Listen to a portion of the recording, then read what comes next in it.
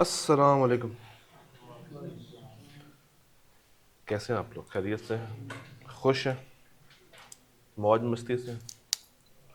कुछ पढ़ी हुई नहीं घर जाके या नहीं? या बस घर जाके सो जाते हैं या चिल कर रहे हैं? आजकल कर क्या रहे हैं? वैसे आपकी रूटीन क्या है? क्या रूटीन है? घर जाके क्या करते हो? और उठ के क्या किया? फिर सो गए? पढ़ा कुछ नहीं? गलत कर रहे हो। पढ़ने के लिए किताब थोड़ी ज़रूरी होती है, पढ़ने के लिए नीयत ज़रूरी होती है। चीज़ें तो हर जगह से मिल जाती हैं, किताब तो सॉफ्ट में भी शेयर्ड है। हाँ जी। आपका क्या मौकफ है? कितने पढ़ रहे हो? 7 सब्जेक्ट? दूसरा कौन सा? R2 तीन हो गए ना फिर? R2M ठीक है। R2M में फिर ऑडिट तो 3 सब्जेक्ट्स का तो टास्क भी भारी होते होंगे। तो कितना टाइम दे रहे हो स्टडी को? लेक्चर के अलावा इंडिविजुअल 1 सवा घंटा 2 घंटे? चलो, अल्लाह आपको इस हौसले पे कामयाब रखे।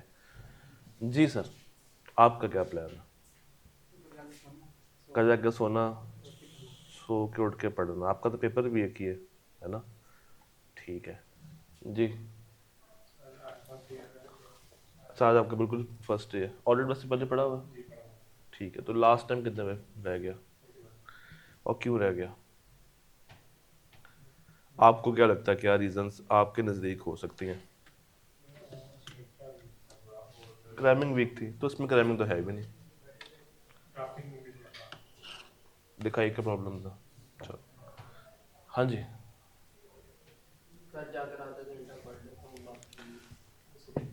सिर्फ आधा घंटा?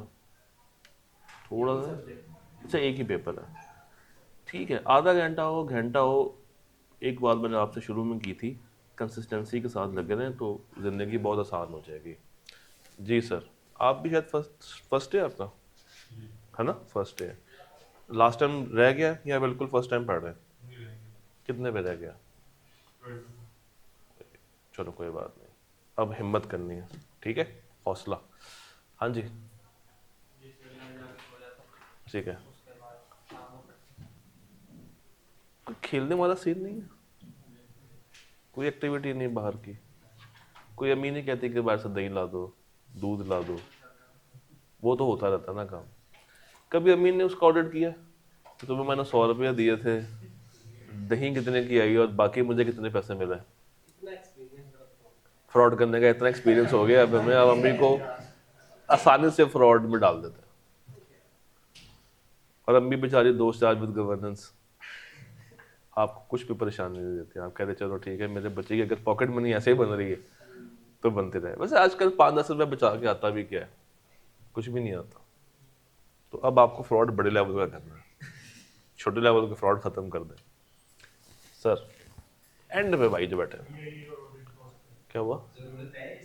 किसकी चाहिए इसी? नहीं। हाँ जी, क्या? BIE और ऑडिट दो पेपर है तो उसको कितना टाइम मिल रहा है आजकल? दे रहे हो? उसमें क्या करते हो? चलो, मतलब BIE में भी क्या लेक्चर लेते हो उस टाइम में, या अपनी जाती इंडिविजुअल की प्रैक्टिस हो रही है?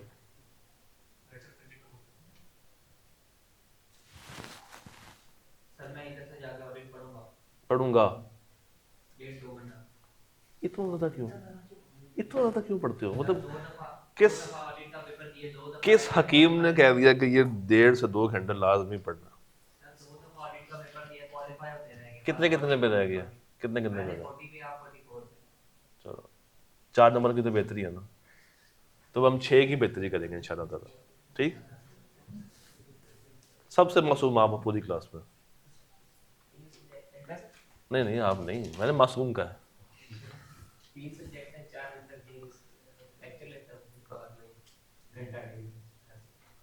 घंटा डेढ़ दे रहे हो और उसमें क्या करते हो? ठीक है। ठीक है, दूसरा? CPR में क्या करते हो? सवाल जवाब, कोई प्रैक्टिस? और इसको देखते हो कहते हो हाँ बस ठीक है ये तो आता ही है, इसको खोलने की जरूरत नहीं है? है ना, खोलेंगे तो डर लगेगा। जी सर, आपका क्या, आपका फर्स्ट डे मेरा ख्याल से, सेकंड डे, तो कितने में रह गया? सो नियर येट सो फार। कोई बात, आपके 54 मार्क्स की जो कमी है वो इस दफ़ा ख़त्म हो जाएगी इंशाल्लाह। अच्छा जी, हम लोगों ने चैप्टर, हाँ जी पूछे। कोई बात नहीं, R2 की जितनी बातें हम क्लास में करेंगे, कोई बात नहीं, हम क्लास में सब कुछ कवर करेंगे, वो टेंशन नहीं लेनी। अच्छा, कंपनी लॉ का पोर्शन चैप्टर 1 में अगर हम देखें तो दो मेन एरियाज हैं। एक है बेसिक्स, जिसमें वो बताता है कि एश्योरेंस किसे कहते हैं, एश्योरेंस के फ़ायदे क्या हैं, नुकसान क्या हैं, सारी बातें वो वाली करता है। और एक एरिया जो तकरीबन लॉजिकल एरिया, जहाँ से आए कि आप एक ज़माने में काफ़ी ज़्यादा सवाल पूछता था, अब आहिस्ता आहिस्ता आजकल ज़रा नहीं पूछ रहा, मगर किसी भी टाइम वो पूछ सकता है, दैट इज़ कंपनी लॉ का पोर्शन। आजकल उसने हाथ हल्का रखा हुआ है, मगर एक टाइम था जब वो 10 से 15 नंबर के सिर्फ सवाल इसी में से पूछा करता था कि बताएं ऑडिटर डिस्क्वालीफाई तो नहीं हो रहा, क्या ये ऑडिटर ऑडिट कर भी सकता है या नहीं कर सकता। तो इसमें कुछ बातें हैं जो कि कंपनीज एक्ट ने कही हैं कि जब भी आप किसी कंपनी का ऑडिट करने के लिए जाएं तो आपने कुछ बातों का ख्याल रखना है। ये वो बातें हैं जो कि आपकी इंडिपेंडेंस को इंश्योर करती हैं। तो इंडिपेंडेंस दो तरह के फ्रेमवर्क्स इंश्योर करते हैं, एक कंपनीज एक्ट और दूसरा code of ethics. Company law की कुछ आसान आसान सी बातें पहले कर लेते हैं। सर, कंपनी जब इनकॉर्पोरेट होती है, आपने सी लॉ तो पढ़ा होगा, कंपनी को जब सर्टिफिकेट ऑफ इनकॉर्पोरेशन मिलता है तो हम कहते हैं कि जनाब कंपनी मार्ज़ वजूद में आ गई। अब मार्ज़ वजूद में आने के बाद कंपनी ने साल के बाद क्या करवाना है, अपना ऑडिट करवाना है। तो कंपनी का जो पहला पहला ऑडिटर है, कंपनी का पहला पहला जो ऑडिटर होगा वो लेकर आते हैं इस कंपनी के डायरेक्टर्स। सिंपल, कंपनी का पहला ऑडिटर कौन लेकर आएगा? कंपनी के मौजूदा डायरेक्टर्स। ये ऑडिटर कब अपॉइंट हो जाना चाहिए? कंपनी इनकॉर्पोरेट होते के 90 डेज के अंदर अंदर इसको आ जाना चाहिए। मगर क्या ये इनकॉर्पोरेशन के 90 डेज में आगे ऑडिट शुरू कर देगा? नहीं। शुरू कब करेगा वो? ईयर एंड पे। ईयर एंड पे। मगर अपॉइंट कब करना है? इनकॉर्पोरेशन के 90 डेज के अंदर। वंस ये बंदा आ गया तो ये कब तक रहेगा? Till the very first AGM. याद रखिएगा एक रूल कि हर ऑडिटर एजीएम पे आएगा और एजीएम पे ही जाएगा। उसके आने का दिन भी एजीएम है और जाने का दिन भी एजीएम है। हाँ, ऐसा होता है कि एक ऑडिटर एक से ज़्यादा टाइम पीरियड के लिए ऑडिट कर रहा हो तो फिर अगली एजीएम के ऊपर भी वही बंदा रिटेन हो जाता है। करेंगे बात उसके ऊपर। मगर बाय डिफॉल्ट रूल क्या है? जो कंपनी का पहला ऑडिटर है उसको कौन लेकर आ रहे हैं? कंपनी के डायरेक्टर्स। कब लेकर आ रहे हैं? With in 90 days. कब तक रहेगा? पहली पहली एजीएम तक। आसान सी बात। फर्स्ट ऑडिटर के अलावा जो भी ऑडिटर होगा, second, third, fourth, fifth, sixth, seventh, eighth and so on, उसको हम एक सिंगल नाम देंगे। वो सिंगल नाम क्या होगा? Subsequent auditor. क्या नाम देंगे? Subsequent auditor. ये अपॉइंट करेंगे कौन? मेंबर्स। कब अपॉइंट करेंगे? पिछली एजीएम। यानी कि पिछला ऑडिटर इस दफा आगे क्या हो जाएगा? रिटायर। तो इस एजीएम पे अगले साल के ऑडिट के लिए हम लोगों ने बंदा चूज करना। कौन चूज कर रहा है? मेंबर। मगर किसकी रिकमेंडेशन पे चूज करेंगे? बोर्ड ऑफ डायरेक्टर्स की। इसका एक पूरा प्रोसेस है कि मेंबर्स तक ये रिकमेंडेशन कैसे पहुंचती है, ये हम लोग यहाँ पे इसको स्टडी करेंगे कि पिछले वाला रिटायर कैसे होता है और अगला आता कैसे। तो सब्सीक्वेंट अपॉइंट कब होगा? एजीएम पे। ऑडिट करने के लिए कब आएगा? ईयर एंड पे। कब तक रहेगा? अगली एजीएम तक। इसके अलावा अगर कोई कैजुअल वैकेंसी क्रिएट हो जाए, क्या क्रिएट हो जाए? Casual vacancy. अब ये क्या होती है? याद रखिएगा कैजुअल वैकेंसी होती है किसी भी पर्सनल रीजन की वजह से अगर ऑडिटर छोड़ के जाना चाहे, किसी भी पर्सनल रीजन की वजह से अगर वो ऑडिट छोड़ के जाना चाहे। फॉर एग्जाम्पल उसकी टांग टूट गई, उसे कोविड हो गया, उसे कोई और बीमारी आ गई, या वो डिस्क्वालीफाई हो गया बाद में सब्सिक्वेंटली, तो ये प्रोफेशनल रीजन नहीं है, ये रीजन क्या है, इसकी पर्सनल रीजन है। तो इस वजह से अगर वो छोड़ के जाता है तो वो अपनी कुर्सी क्या कर देगा, खाली। जब वो अपनी कुर्सी खाली करेगा तो वो कुर्सी आपने कब तक भरनी है, 30 डेज के अंदर अंदर। कौन भरेगा, और ये भी कब तक रहेगा, अगली एजीएम तक। तो अगर 7वें महीने कैजुअल वैकेंसी क्रिएट हो जाए तो रिमेनिंग कितने टाइम तक वो रहेगा, 5 महीने। और 5 महीने भी कैसे, जब वो नेक्स्ट डे अपॉइंट हो जाएगा, क्योंकि अपॉइंट आपने कब तक करना है, 30 दिन तक। तो अगर अपॉइंट करते करते 30 दिन हो गए तो 8 महीने पूरे हो गए, अब वो बेचारा कब तक रहेगा, 4 महीने तक रहेगा। तो सीधी सी बात, पहला ऑडिटर कौन लेकर आता है, डायरेक्टर्स। कब लेकर आते हैं, 90 डेज के अंदर अंदर। कब तक रहेगा, एजीएम तक रहेगा। पहले के बाद जो भी ऑडिटर आ रहा है उसका नाम क्या देंगे, सबसीक्वेंट। वो कब तक रहेगा, अगली एजीएम तक वो रहेगा। और उसको कौन अपॉइंट करेगा, मेंबर। किसकी रिकमेंडेशन पे, बोर्ड की। और अगर कैजुअल वैकेंसी क्रिएट हो जाए तो 30 डेज में ये आपने फुलफिल करनी है। आपसे मुराद कौन फुलफिल करेगा, डायरेक्टर्स। कब तक रहेगा, अगली एजीएम तक रहेगा। तो 3 बहुत ही सिंपल और क्यूट सी बात है। अगर ये तीनों काम टाइम पे ना हो, क्या मतलब, पहला 90 डेज में अपॉइंट ना हो, सबसीक्वेंट एजीएम पे अपॉइंट ना हो, कैजुअल वैकेंसी 30 दिनों में पूरी ना हो, तो फिर इसको कौन अपॉइंट करेगा, एससीसीपी। तब इसको कौन अपॉइंट करेगा, एससीसीपी।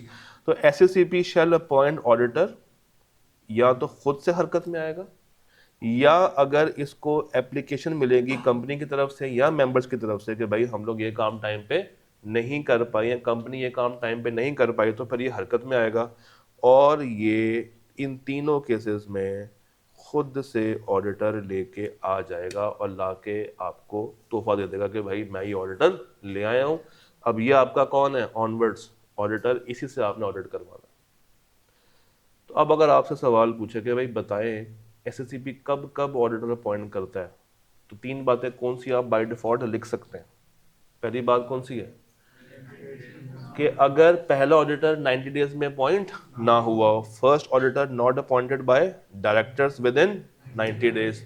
दूसरा, ऑडिटर एजीएम पे अपॉइंट नहीं हुआ, ये वाला पॉइंट आ जाएगा। और तीसरा, कैजुअल वैकेंसी को फिल नहीं किया डायरेक्टर्स ने with in 30 days. I cap को ये सवाल क्रैमिंग के अंदर पूछना जरा पसंद है कि भाई बताएं एसएससीपी कब कब ऑडिटर को अपॉइंट करता। अच्छा, एक रूल याद रखिएगा, जो कोई अपॉइंट कर रहा है वही उसके पैसे भी डिसाइड करेगा। अगर डायरेक्टर्स लेके आ रहे हैं तो फिर पैसे कौन डिसाइड करेगा, एसएससीपी लेके आ रहा है तो कौन डिसाइड करेगा। अगर इनके अलावा कोई लेके आ रहा है तो कौन पैसे डिसाइड करेगा, इनके अलावा है ही कौन, मेंबर्स ही हैं। तो डायरेक्टर्स लेके आ रहे हैं तो डायरेक्टर्स करेंगे, एसएससीपी लेके आ रहा है तो एसएससीपी करेंगे, और इनके अलावा अगर कोई भी लेके आ रहा है तो मेंबर्स उनके पैसे तय करेंगे। और मिनिमम जो आपको मैंने रिक्वायरमेंट बताई थी ATR 14 वाली, वो अप्लाई होगी। वो मिनिमम है, उससे ऊपर किया जा सकता है मगर उससे कम किया नहीं जा सकता। ATR 14 मैंने एक लिस्ट दिखाई थी कि मिनिमम क्या रेट हम चार्ज करेंगे ऑडिट का पर बंदा। जूनियर के लिए 500 था, सेमी सीनियर के लिए 700 था, फिर 800 था, फिर 900 था, फिर 1000 था। इस तरह के रेट्स हैं। याद है, ओके, कोई मसला, कोई परेशानी। अच्छा, इस स्लाइड पे अगर आप गौर करें तो एक बात मैंने छोड़ी। कौन सी छोड़ी, वो ऊपर ये वाली, जरा पढ़ें क्या लिखा हुआ।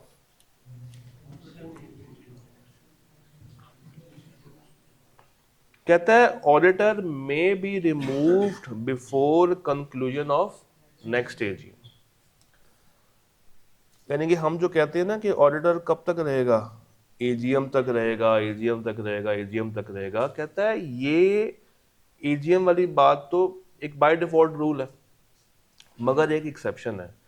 अगर ये लोग क्या पास कर दें तो उसको एजीएम से पहले क्या किया जा सकता है, निकाल के बाहर फेंका जा सकता है।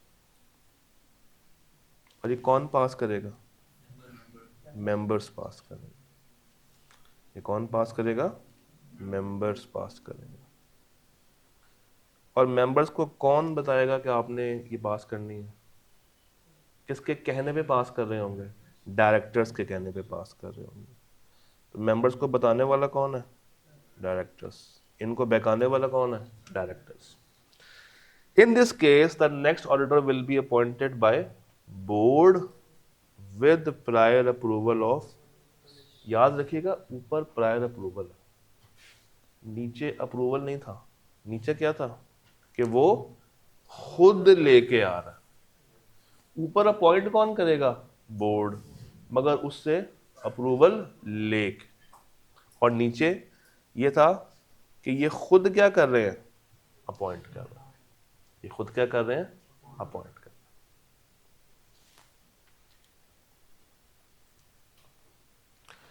कहता है इफ आफ्टर अपॉइंटमेंट ऑडिटर क्या हो गया, डिस्क्वालिफाइड। ये क्यों होता है, इसकी हमने कुछ रीजंस अभी पढ़नी है।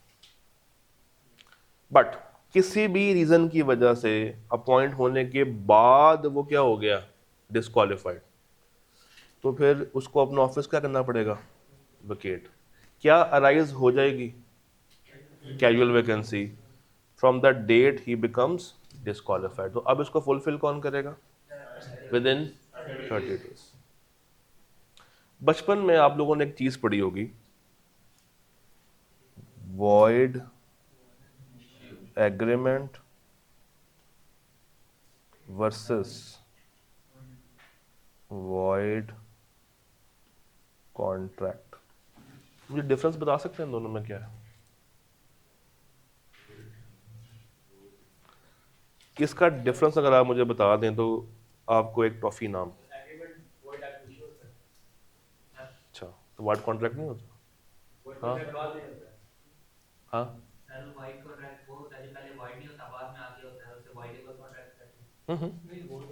वॉइडेबल और होता है। वॉइडेबल की बात गलत कर दी तुमने, बाकी बात ठीक की है। सर वॉइड कॉन्ट्रैक्ट वही होता है जो बाद में मतलब पहले स्टार्ट में वैलिड होता है, बाद में वॉइड हो जाता है। और वॉइड को एग्रीमेंट स्टार्ट से ही ये जो वॉइड एग्रीमेंट है ये बेसिकली वॉइड एब इनिशियो होता है। यानी कि हमें पता है कि ये शुरू से ही क्या है, वॉइड। जैसे मुसलमानों के लिए अल्कोहल शुरू से ही क्या है, वॉइड है। सब्सिक्वेंटली वॉइड नहीं है, शुरू से ही क्या है, वॉइड है। और वॉइड कॉन्ट्रैक्ट ये होता है कि जब ये क्रिएट हुआ था ये वैलिड था, जब ये क्रिएट हुआ तो ये क्या था, वैलिड। मगर सब्सिक्वेंटली कुछ ऐसा हुआ कि ये क्या बन गया है, ये वॉइड बन गया।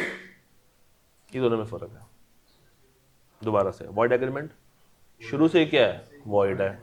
और वॉइड कॉन्ट्रैक्ट जब बना था तब ठीक था, मगर बाद में क्या हो गया। अब ये मैं क्यों बता रहा हूं, इन दोनों पॉइंट्स के लिए। पहला पॉइंट दोबारा पढ़ो,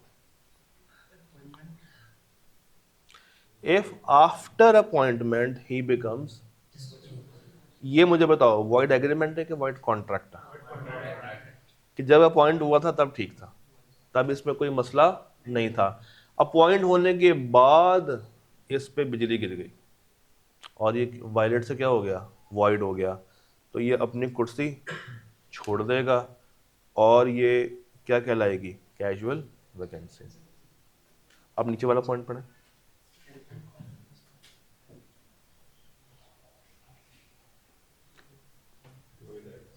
नीचे वाला क्या है, नीचे वाला वॉइड एग्रीमेंट है। कि अगर आपको पता है कि एक बंदा डिस्क्वालिफाइड है, आपको पता है कि एक बंदा क्वालिफाई नहीं कर रहा और आप उसको अपॉइंट कर लेते हैं एज ऑडिटर तो कसूर किसका है फिर? कंपनी का कसूर। कसूर किसका है? कंपनी का। ये अपॉइंटमेंट शुरू से क्या थी? तो यहां पे फिर अगला बंदा कौन लेकर आएगा? एसएससी। किसी की अप्रूवल से लाएगा? किसी की अप्रूवल से लाएगा? नहीं, ये खुद ही चूज करेगा और लाके सर पे बिठा देगा।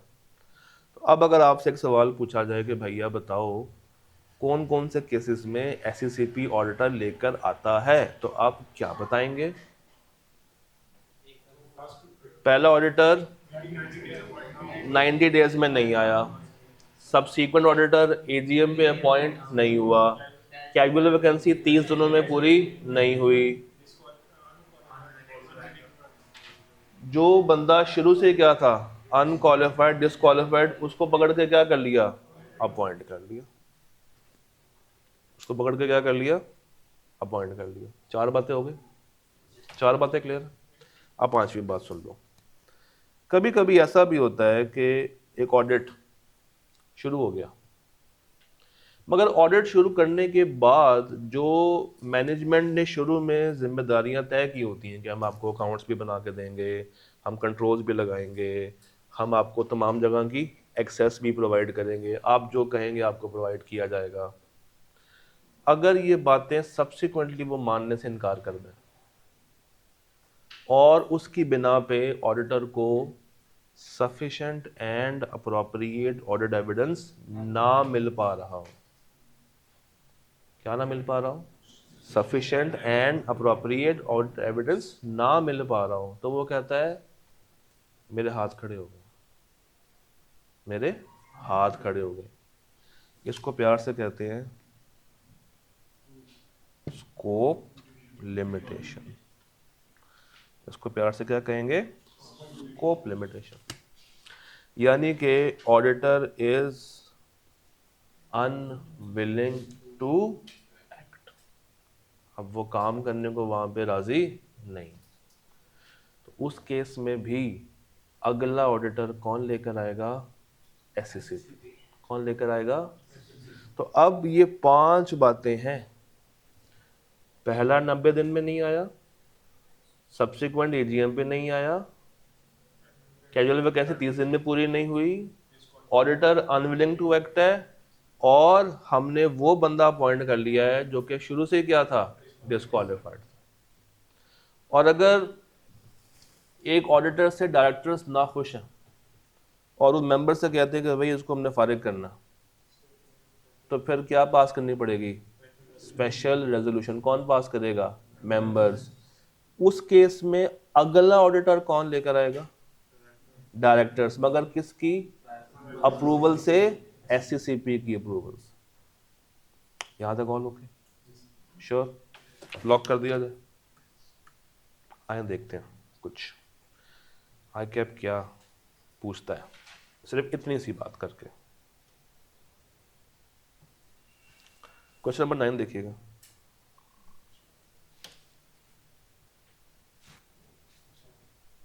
क्या कह रहा है? The external auditors are normally appointed by the shareholders at AGM।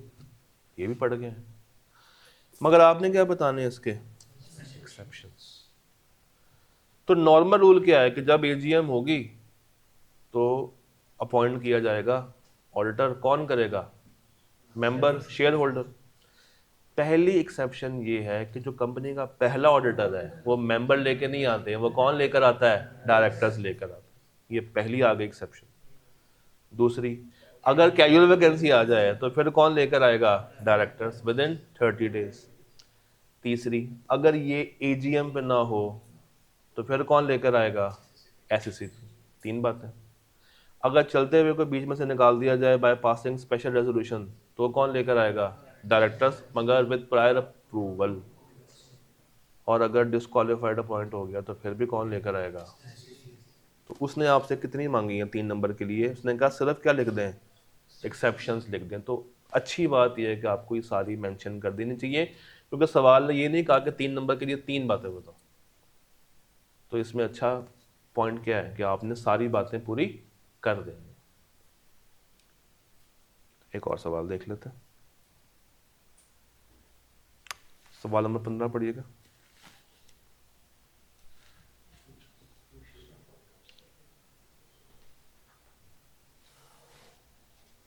हाँ जी, identify the situations in which the commission बोले तो SSCP may appoint a person to fill the vacancy.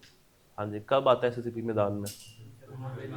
जब पहला ना हो, सब्सिक्वेंट ना हो, वैकेंसी ना हो, डिस्क्वालिफाइड हो, अनविलिंग टू एक्ट हो। 3 नंबर के लिए वही 5 बात है। कोई बात नहीं सर, हमारे पास एक आधा सवाल और में मिल जाएगा, ढूंढ लेते हैं।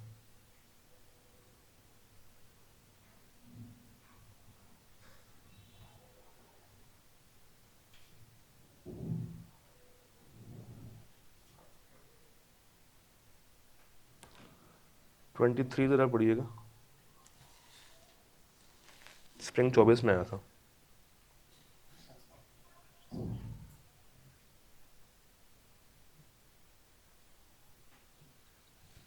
मुझे सोच समझ के इसका जवाब निकाल कर दीजिएगा। 6 नंबर का सवाल है, तसल्ली से इसका जवाब निकाल कर दें।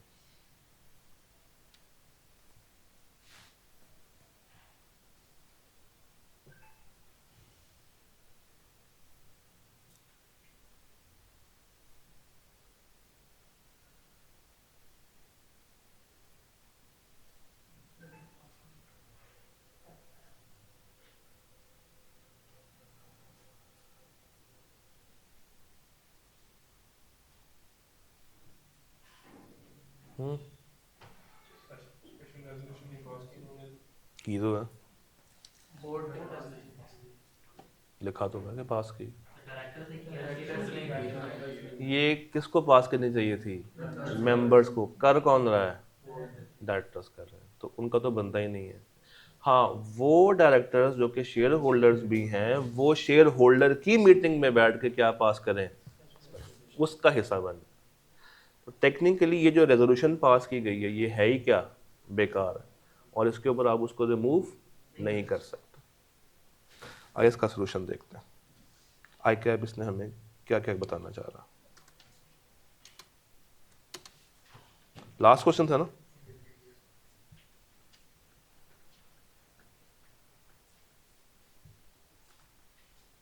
हाँ जी, जरा पढ़े। The approach taken by the board, the approach taken by the board to remove the auditor is not in accordance with the correct procedure. क्योंकि ये सिंपली बोर्ड आके रेजोल्यूशन करके इसको रिमूव नहीं कर सकता। पहला पॉइंट आपका ये हो गया कि वो जो करना चाह रहे हैं वो गलत है, ये काम इनका नहीं है। दूसरा पॉइंट आपने ये लिखना है कि अगर आपने एक चलते हुए ऑडिटर को बीच में से निकालना तो आपको पास करनी पड़ेगी क्या, और वो कौन पास करेगा? It should be passed by members, it should be passed by members. ये बात बता दी। उसके बाद एक नीचे बात लिखी हुई है नोटिस वाली, उसको भी डिस्कस कर लेते हैं। मगर सवाल का थीम समझ आया कि डायरेक्टर्स ने पास की थी रेजोल्यूशन, हालांकि उनका बनता नहीं। चलो वापस आते हैं, यहां तक कॉल ओके।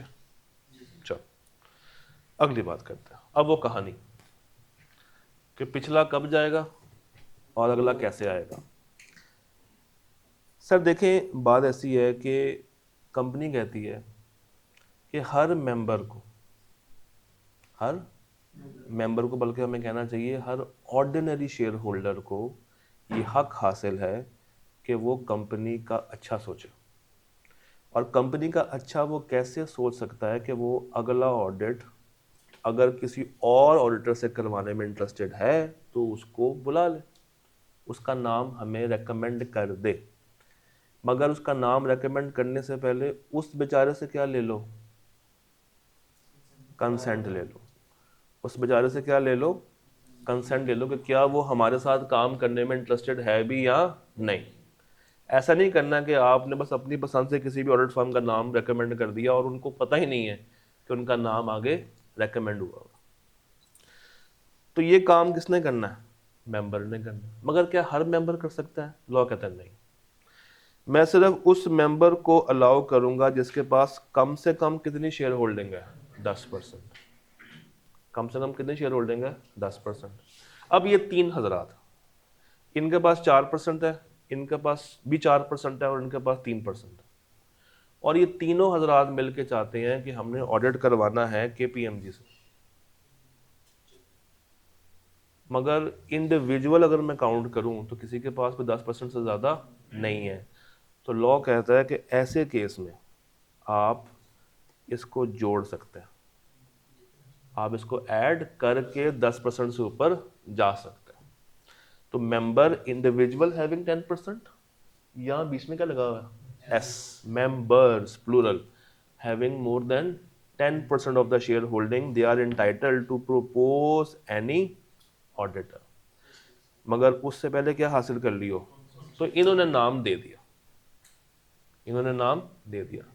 क्या सिर्फ इन्होंने नाम दिया, इन्होंने भी दिया है, इन्होंने भी दिया, आपने भी दिया, आपने भी दिया, आपने भी दिया, आपने भी दिया, आपने भी दिया। तो एजीएम के ऊपर अगर आपने सीलो पास किया हुआ है तो दो तरह के बिजनेसेस हैंडल होते हैं, एक होता है ऑर्डिनरी बिजनेस और एक होता है, ये ऑर्डिनरी बिजनेस है कि स्पेशल बिजनेस है, ये हर साल होता है ना, तो ये ऑर्डिनरी बिजनेस है। डिविडेंड ऑर्डिनरी कि स्पेशल है, ऑर्डिनरी। इलेक्शन ऑफ डायरेक्टर्स वो होता है हर 3 साल के बाद है, मगर वो है क्या, ऑर्डिनरी, यानी कि वो एजीएम का पार्ट है। तो हर एजीएम पे सबको पता होता है कि एक जंग होने वाली है। किस चीज की जंग, कि अगले साल का ऑडिटर कौन होगा।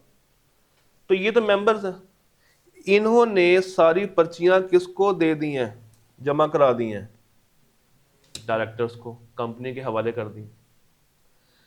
अब जो बाकी मेंबर्स बैठे हुए हैं, जो इनसे अलावा हैं, जो इनके अलावा हैं, यानी कि जो रेकमेंड करने के अलावा जो लोग बैठे हुए हैं, वो और वो हजरात जिन्होंने रेकमेंड किया है, डायरेक्टर्स उनको कहते हैं कि भाई हमारे सामने ये कुछ नाम आए हैं, अब आप लोग फैसला कर लें कि आप लोग किस से ऑडिट करवाना चाहते हैं। मगर ये नाम आपने कंपनी को जमा करवाने कम से कम 7 दिन पहले। 7 दिन कहाँ से, एजीएम से 7 दिन पहले ये नाम कंपनी के पास आ जाने चाहिए। जैसे ही नाम कंपनी के पास आएंगे, कंपनी ने 2 काम करने हैं। पहला कंपनी ने रिटायरिंग ऑडिटर को फौरी तौर पे बता देना है कि भाई तुम्हारा पत्ता कट सकता है, तैयारी पकड़ के आना, तुम्हारा काम बिगड़ सकता है। और दूसरा, अपने बाकी मेंबर्स को, बाकी शेयर होल्डर्स को इन्फॉर्म करने के लिए ये सारी चीज़ें उसने कहाँ पे ऐड कर लेनी है, अपनी वेबसाइट पे डाल देनी है कि भाई हम लोग जब एजीएम करने जाएंगे तो ये 4 नाम है जिसके ऊपर मुकाबला होगा। जब ये खत जाएगा पुराने वाले को कि भाई तुम्हारा पत्ता कट सकता है, तो वो एक दुखी दास्तान रिकॉर्ड करेगा। क्या रिकॉर्ड करेगा, दुखी दास्तान, मुझे क्यों निकाला। तो रिटायरिंग जो है वो एक क्या बनाएगा, रिप्रेजेंटेशन। इसमें क्या क्या लिखा होगा, इसमें उसकी रुदाद होगी कि पूरा जो पीछे टाइम पीरियड गुजरा है उसमें उसके साथ क्या सलूक हुआ, मैनेजमेंट कितनी कोऑपरेटिव है, कितनी रिस्पॉन्सिबिलिटीज उन्होंने पूरी की हैं, कंपनी के कंट्रोल्स कैसे हैं, वो सारी बात उसमें बताएगा। उसको क्या क्या मुश्किलात पेश आए, ताकि अगले ऑडिटर को भी पता चले और मेंबर्स को भी पता चले कि जो अंदर लोग काम कर रहे हैं वो कैसे हैं। और ये जमा करानी कंपनी वालों को at least 2 days before AGM. It shall be red in that AGM, पढ़ के सुनाई जाएगी। और ये उस ऑडिटर के लिए क्या होगा, मैंडेटरी होगा, उसके लिए ज़रूरी होगा कि वो उस मीटिंग को अटेंड करे। अगर वो अटेंड नहीं कर रहा तो उसकी गलती है। जैसे ही आपने नया बंदा अपॉइंट किया, आपने रजिस्ट्रार को बता देना विद इन 14 डेज। जैसे ही आपने कोई रिमूव किया, आपने बता देना विद इन 14 डेज। जैसे ही कोई कैजुअल वैकेंसी आई, आपने बता देना विद इन 14 डेज।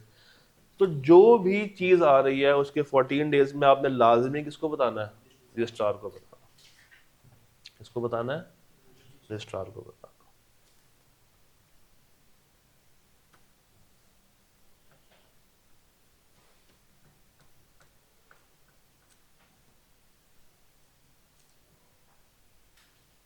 ये सवाल पढ़िएगा 21वां।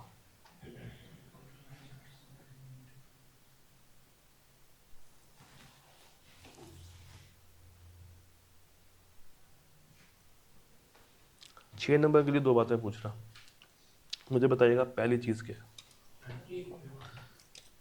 पहले जो हैदर है, जो शेयर होल्डर है, उसको क्या प्रोसीजर फॉलो करना है। तो पहला उसका 10% होनी चाहिए, दूसरा उसका उसने कंसेंट लेनी है, तीसरा 7 दिन पहले नोटिस दे देना।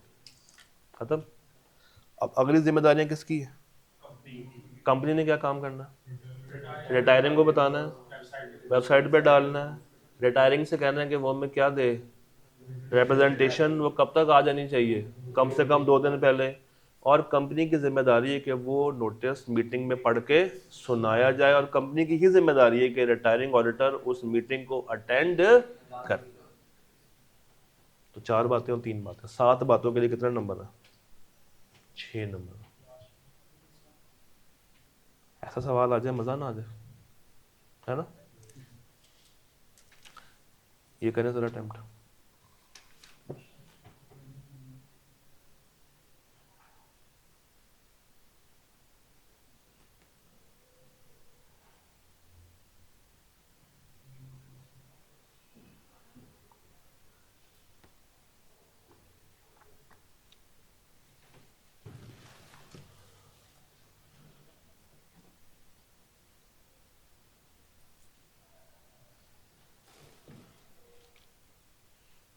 हाँ जी, क्या सवाल है?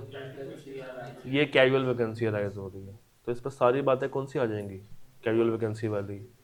कहता है Haris and company was appointed as the auditor of Cactus private limited. ठीक है, अच्छी बात है। ईयर एंड क्या है? 31 दिसंबर 21। हारिस ओनली पार्टनर है उस ऑडिट फर्म का, और उसकी डेथ कब हो गई है? 5 तारीख को। यानी कि अगर हारिस की डेथ हो गई है तो फर्म भी खत्म हो गई। No other auditor has been appointed yet. भाई डेथ उसकी हो गई है, पर्सनल रीजन है कि प्रोफेशनल रीजन है? पर्सनल रीजन है। तो क्या क्रिएट हो गई है? Casual vacancy. अब पहली चीज जो आप लोगों ने करनी है कि जैसे ही कैजुअल वैकेंसी अराइज हो रही है, पहला काम क्या करना है? 14 डेज में इन्फॉर्म कर देना। अगला काम क्या करना है? कैजुअल वैकेंसी क्रिएट होने के 30 दिनों में आपने अगला बंदा लेकर आना है। कौन लेकर आएगा? और जब वो ले आएंगे तो फिर से 14 डेज में आपने बता देना कि भाई हम अपना नया बंदा ले आए। अब अक्सर बच्चे क्या गलती करेंगे, ये वाला पॉइंट छोड़ देंगे। उनके माइंड में सिर्फ क्या होगा कि 30 डेज में अपॉइंट करना, और ये 14 डेज वाली पॉइंट भूल बात जाएंगे। तो इस तरह की चीज़ें आप लोगों ने स्किप आउट नहीं करनी। ओके, ये सवाल पढ़े 19वां।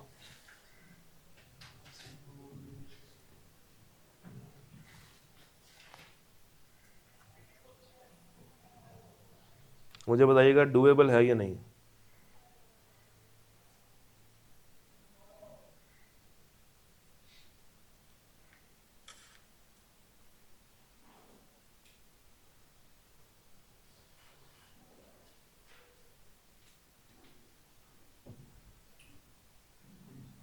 हाँ जी, इट इज डूएबल।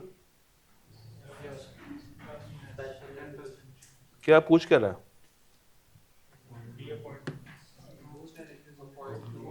टॉपिक बताएं मुझे। रिटायरिंग और नए वाली बात। कहता है सलमान शेयर होल्डर है, ठीक है, वो चाहता है कि अगली दफा के लिए ऑडिटर कोई और हो, खुद नहीं, कोई और आए। तो अब आपने बताना है कि सलमान क्या प्रोसीजर फॉलो करेगा। तो सारी वही कहानी, कम से कम कितने % शेयर होल्डिंग होनी चाहिए? 10%। कॉन्सेंट ली हो, नोटिस दे दिया हो, वो सारी कहानी।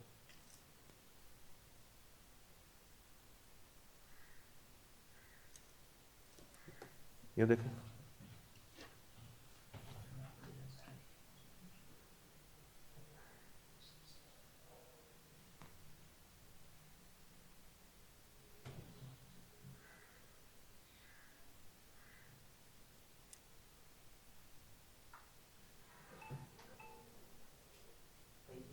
वही है, सेम क्वेश्चन कि उसका प्रोसीजर क्या होना चाहिए और कंपनी की बातें क्या होनी चाहिए। कहता है the board of Alpha intends to reappoint the existing auditor. However Javed कहता है कि मुझे दूसरा बंदा लेकर आना, तो जावेद अपनी ख्वाहिश कैसे पूरी कर सकता है, वो आपने वही 6 बातें उठा के लिख देनी। डन है यहाँ तक, पक्की बात है, और इससे रेलिवेंट कोई सवाल नहीं है यहाँ तक। ओके, चले आगे, चलो आगे आ जाओ। कॉस्ट अकाउंट्स, ऑडिट ऑफ, ये क्या होते हैं? कॉस्ट अकाउंट्स क्या होते हैं? कैफ 1 का नाम क्या है आजकल? Financial accounting, financial reporting. Kaif 6 का नाम क्या है? CPR, कॉर्पोरेट रिपोर्टिंग, या FAR 2। तो अकाउंटिंग के मतलब फाइनेंशियल अकाउंटिंग के अलावा एक और तरह की अकाउंटिंग है जो कि आप लोग सीखते हैं, कॉस्ट अकाउंटिंग। आपका करंटली कैफ 5, पुराना कैफ 3। ये कॉस्ट अकाउंटिंग क्या हर कंपनी में फर्ज होती है? सिर्फ किस पे फर्ज होती है? ये फर्ज होती है उन कंपनीज के ऊपर जो अपनी फैक्ट्रियां चलाते हैं, जो कोई प्रोडक्शन करते हैं, जो मैन्युफैक्चरिंग करते हैं, जो माइनिंग करते हैं। हर कंपनी पे ये फर्ज नहीं। तो इसका मतलब है कि जिस तरह FAR में अकाउंटिंग स्टैंडर्ड्स होते हैं, वैसे कॉस्ट पे भी होते होंगे। कभी देखा है बजटिंग का कोई स्टैंडर्ड हो, वेरिएंस का कोई स्टैंडर्ड हो, मार्जिनल प्रोडक्शन का कोई स्टैंडर्ड हो, अब्जॉर्प्शन कॉस्टिंग का कोई स्टैंडर्ड हो? नहीं है ना, नहीं। सिर्फ जो किताब में लिखा हुआ है वही आपने पकड़ के करना शुरू कर दिया, और जब पेपर में जाते हैं तो सवाल भी वैसा नहीं आता, सवाल भी आपको हैरान परेशान कर देता है। तो ये जो ऑडिट ऑफ कॉस्ट अकाउंट्स है, ये सिर्फ उन कंपनियों पे फर्ज होगा जो कि क्या करती हैं, मैन्युफैक्चरिंग करती हैं। ये हर कंपनी पे फर्ज नहीं है, ये सिर्फ किन तरह की कंपनीज पे फर्ज है, जो क्या कर रही हैं, मैन्युफैक्चरिंग कर रही हैं, प्रोडक्शन कर रही हैं। यानी कि इन शॉर्ट ट्रेडिंग सर्विसेज पे ये नहीं लगेगा, सर्विसेज पे ये नहीं लगेगा, सिर्फ उन पे लगेगा जो इसको मैन्युफैक्चर कर रहा है, प्रोड्यूस कर रहा है, डेवलप कर रहा है। चूंकि इसका कोई अकाउंटिंग स्टैंडर्ड से ताल्लुक वास्ता नहीं है, तो इसका मतलब है कि इसका कोई एप्लीकेबल फाइनेंशियल रिपोर्टिंग फ्रेमवर्क भी नहीं होगा, ऐसे ही। मगर हम लोग ऑडिट में कहते हैं ना कि ऑडिट होगा as per the applicable financial reporting framework, उसको देखेंगे, अकाउंटिंग स्टैंडर्ड्स को, फिर ऑडिटिंग स्टैंडर्ड्स को देखेंगे, फिर आपस में कंपेयर करेंगे, फिर एविडेंस निकालेंगे, सब कुछ करेंगे। यहाँ पे तो ये सीन नहीं है, यहाँ पे तो ये सीन नहीं है।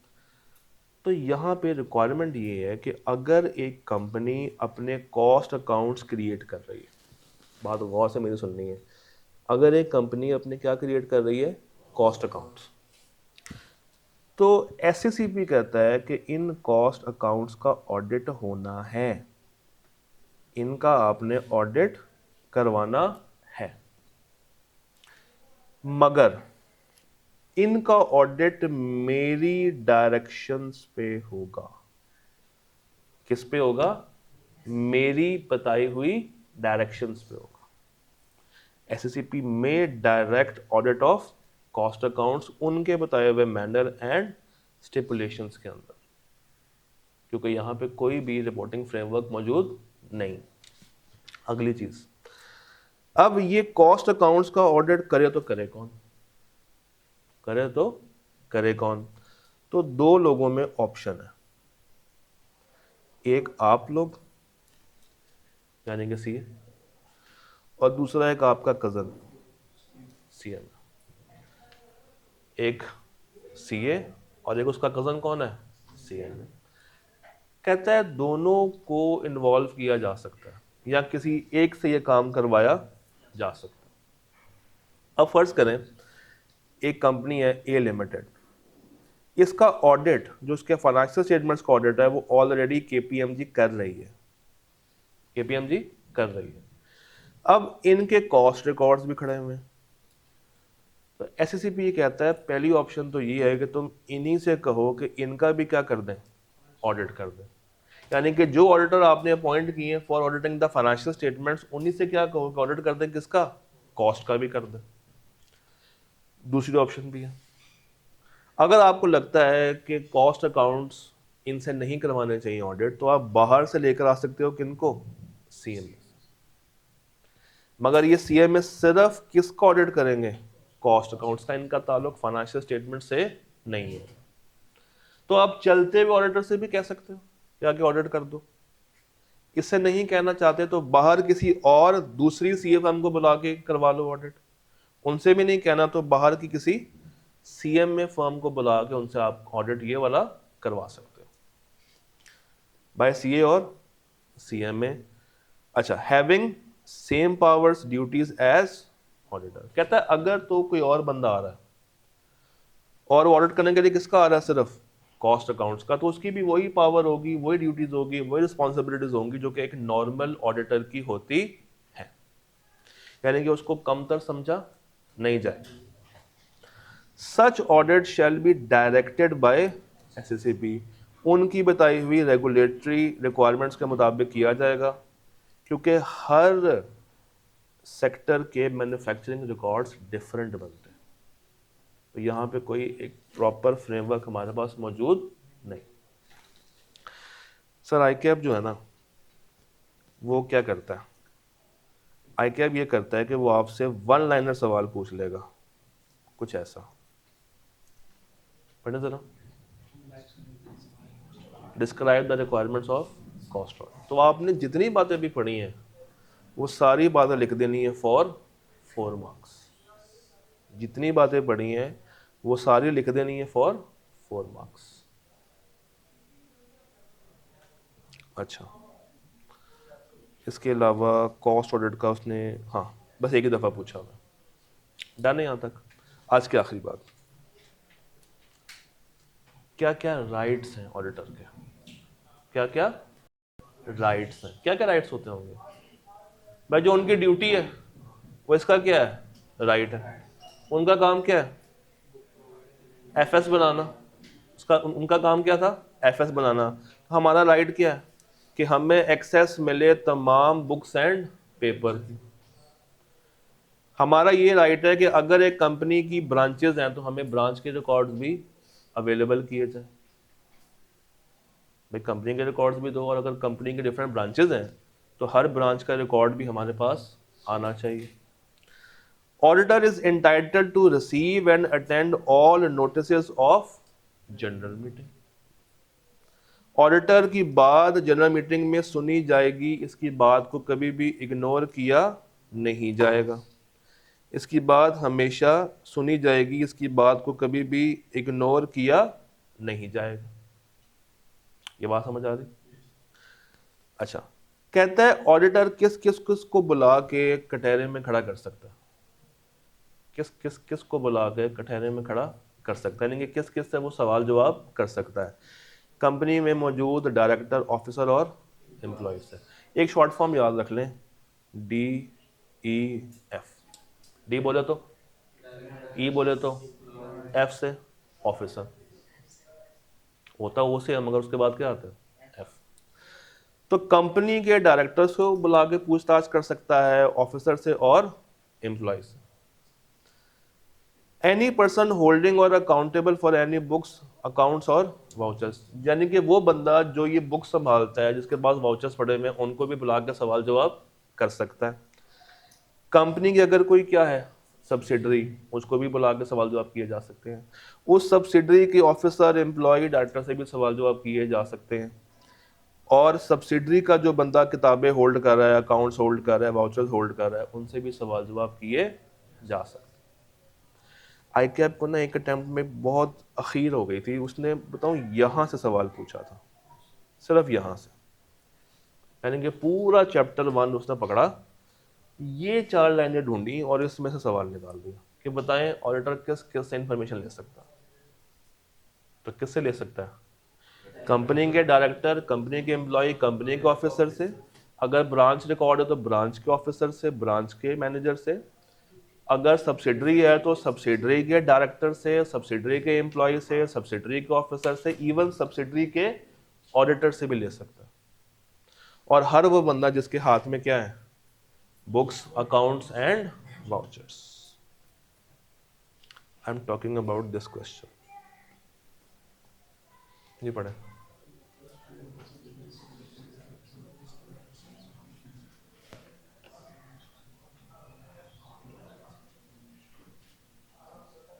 चार नंबर का सवाल था और क्रैमिंग बेस्ड सवाल था। मतलब इसको क्रैम ना भी किया हो, बस दो चार दफा पढ़ा हो तो समझ आ जाती बात।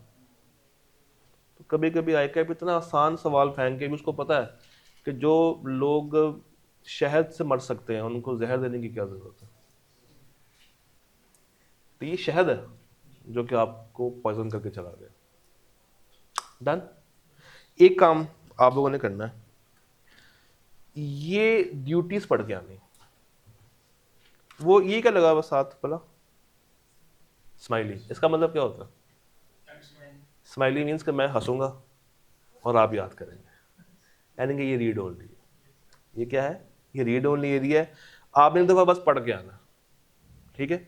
कल हम लोग बात शुरू करेंगे ऑन, ये तो हो गया, क्वालिफिकेशन एंड डिसक्वालिफिकेशन। डन। अल्लाह हाफिज जी। Test every Saturday.